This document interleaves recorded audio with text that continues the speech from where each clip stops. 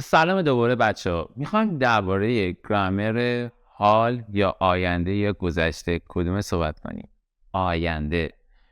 آینده بچه‌ها خیلی نکات ریز و درشتی داره که ما تو این بخش کاملا به همشون اشاره میکنیم و همه رو بهتون آموزش میدیم. ما این آینده که داریم صحبت میکنیم آقا فردا، پس فردا، هفته آینده، سال آینده، کاری که شما انجام خواهید داد و ما میخوایم با هم بررسیش کنیم.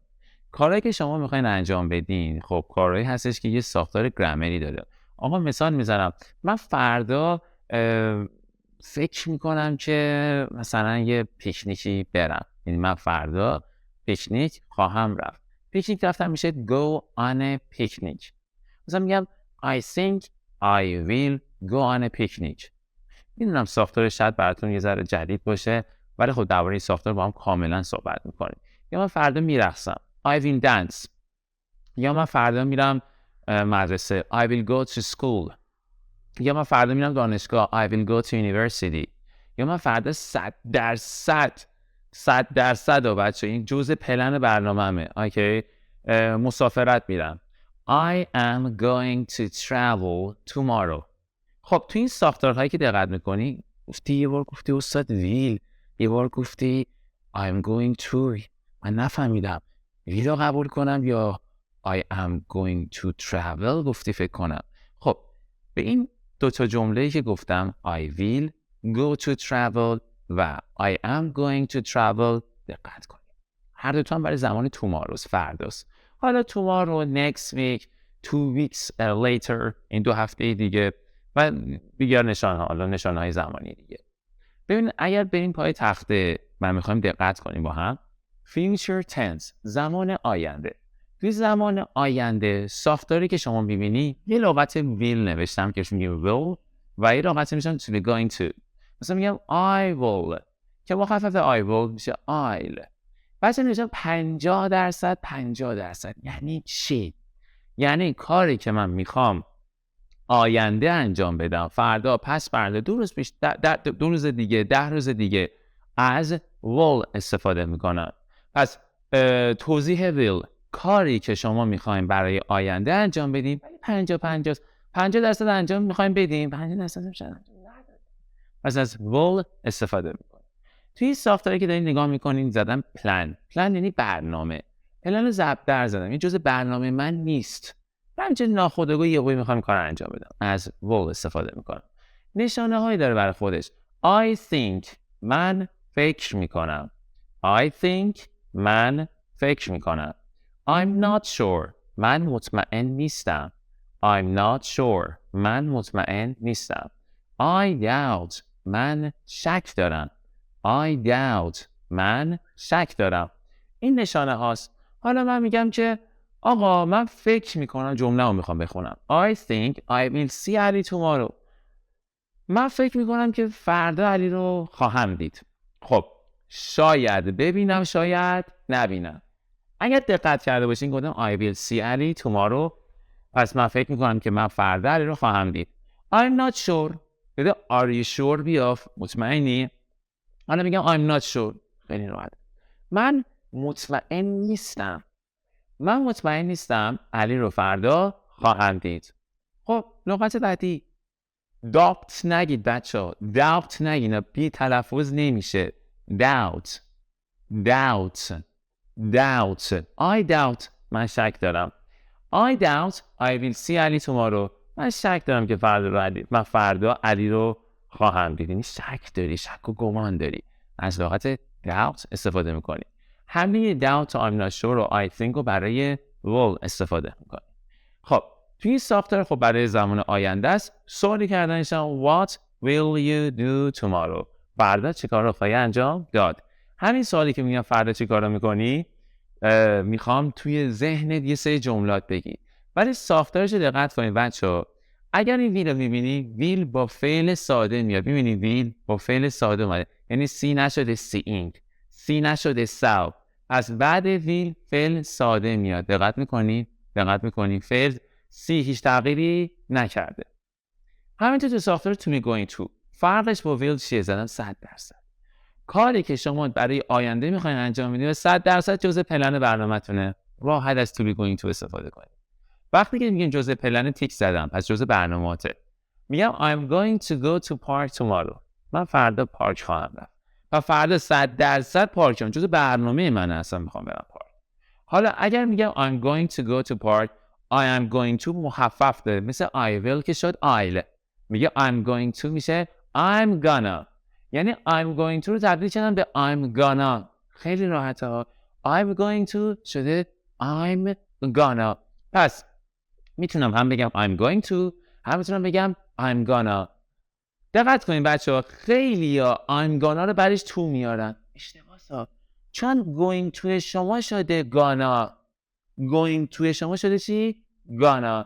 I'm going to I'm gonna. بعدش هم فعل به صورت ساده بیار مثل will که آوردین فعل ساده اومده.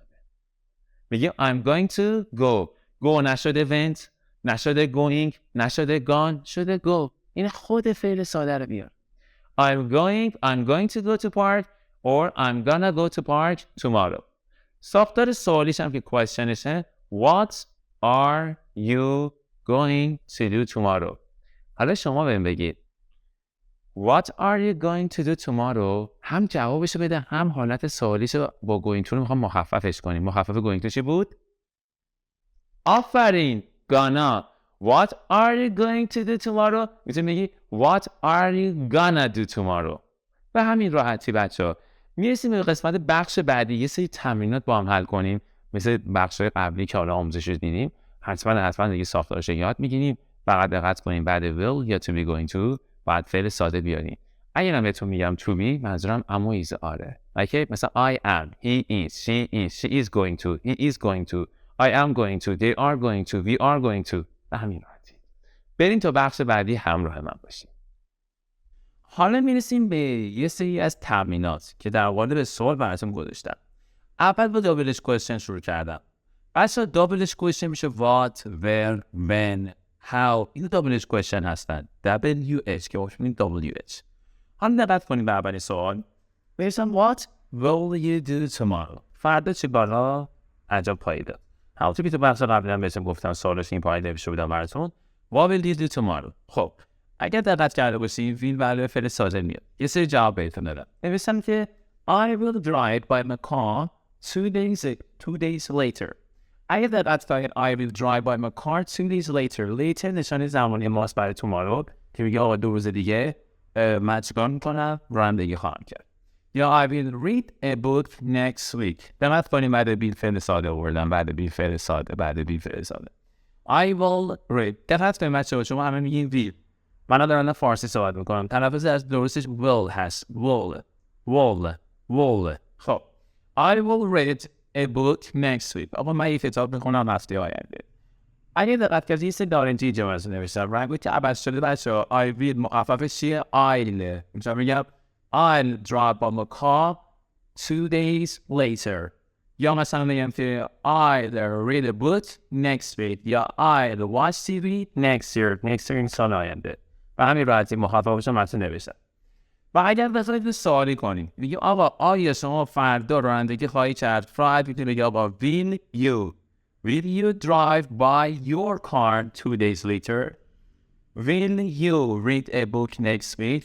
Will you watch TV next year? یعنی آیا شما فردا هفته آینده 2 هفته آینده تلویزیون نگاه خواهی کرد رانندگی خواهی کرد یا هر فعل دیگه خاصی به صورت ساده میاری ولی جابجا میکنی مثال میزنم میخوام بگی آیا شما میگی will you به همین راحتی. حالا تو قسمت what are you going to do tomorrow to be going to که هست به عنوان 100% پلن ما هستش که برای آینده انجام میشه بعدش فعل به صورت ساده میاد. همونطوری که تو هفته نگاه میکنید خیلی راحت بهتون میگم که آقا اگر هر فعلی که داری میاری بعد تو میگین تو ساده بیار نه ing بیار نه ed بیار نه تغییر اصلا بشنده همون فعل به همون حالت انجام بده بنویسش. حالا I am going to talk with my friend tomorrow. آقا من فردا با دوستم صحبت خواهم کرد. خیلی راحت فعل اون تاک ساده اومده نه تاکینگ شده نه تاک شده هم تاک اومده. و پایینش هم مخففش نوشتم. آیا که تو بخش امبد و قسمت سیمپل پرزنت ایات واسه یاد گرفتیم که تو حال ساده بخوام مخفف کنیم I am میتونه بشه I'm man gonna going to مخففش شده gonna وقتی gonna میگه بعضی تو نمیگی I'm gonna talk with my friend tomorrow. اگر مثلا مثل این سوالی کنی بگم آیا شما فردا صحبت میکنی مثلا با دوستت، میگم I am تبدیل میشه به are you. Are you gonna talk with your friend tomorrow. این تبدیل در شده your friend. این هم تبدیل میکنه میشه به are you gonna talk with your friend tomorrow. حالا اگر بخوام اینجا بگم are you going to talk with your friend tomorrow یا going to میگه are you going to یا میگه are you gonna به همین راحتی.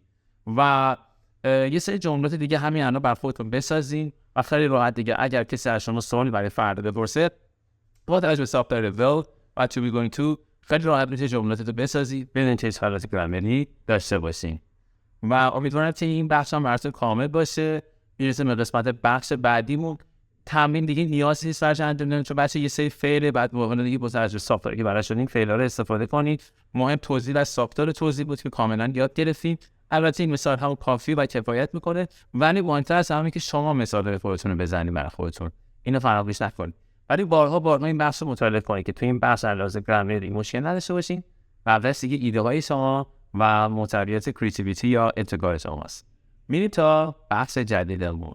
با من همراه باشید.